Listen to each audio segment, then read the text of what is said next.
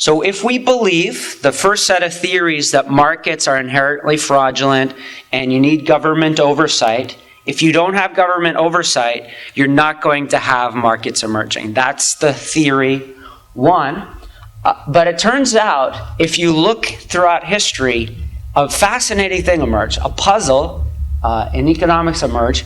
Even though all these transactions were unenforceable and illegal, people did them anyway, and they actually became very, very sophisticated. And I'm going to highlight now, all the world's most successful stock markets emerged in a privately regulated way. So they actually enforced rules on themselves. The first stock market is 17th century Amsterdam, and they engaged in, 400 years ago, forward contracts, basically a futures market, short sales, naked shorts, options contracts, hypothecation, which is basically pledging shares as collateral for a loan, securitization, which is taking existing contracts or securities, bundling them and creating other contracts. So these were all illegal, and they made a very, very sophisticated market 400, 300 years ago. How's that possible? I'll get to that in a second.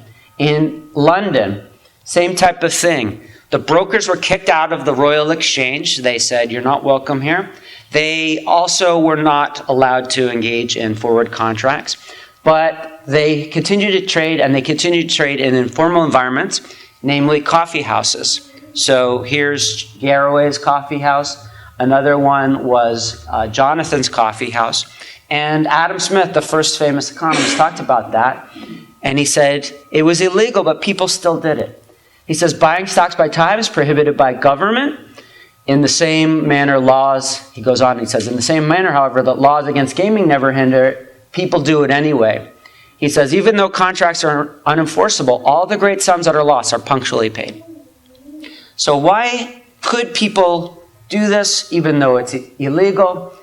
He goes on to say, persons who game must keep their credit, else nobody will deal with them. It's quite the same for stock jobbing, trading in stocks. They who do not keep their credit will be turned out, and in the language of Change Alley, be called a lame duck. So that's another interesting fact. The origin, I think the first origin of the term lame duck comes from this as well. You're kicked out of the coffee house and say, you're not welcome here.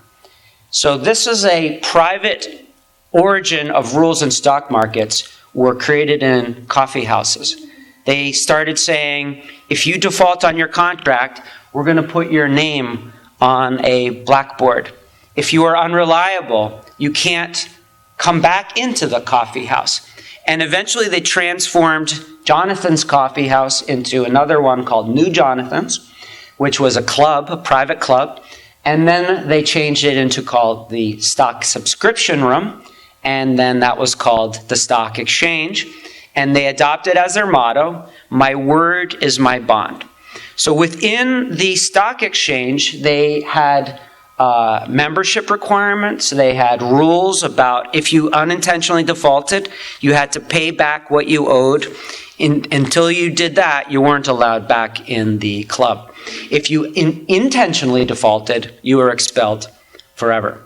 So you have a system of private rules and regulations stepping in to make sure that people pay what they owed.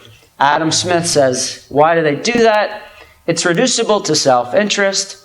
A dealer is afraid of losing his character.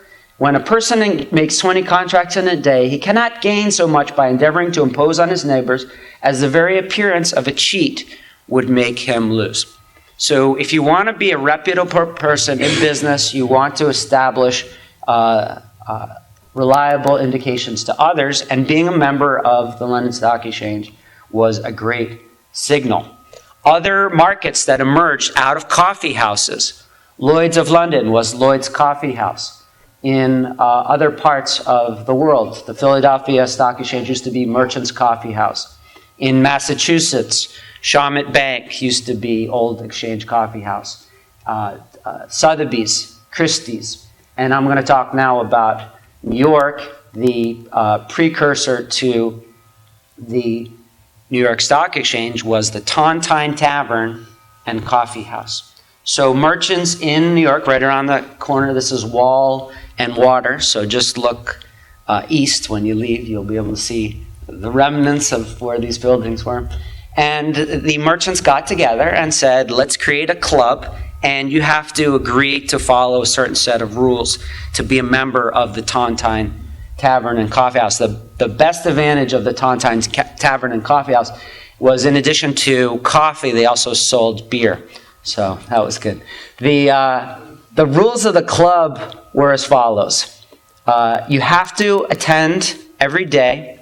That helped increase liquidity in the morning. They also had rules against indecorous language. So no swearing. No smoking in the boardroom or in the anterooms. Fines for standing on tables and chairs. So this is the first private stock market in New York. They eventually turned into the Stock and Exchange Board, which eventually called the New York Stock Exchange. And they basically had a regular list and a secondary list. You could trade any stock on the New York Stock and Exchange Board or the New York Stock Exchange.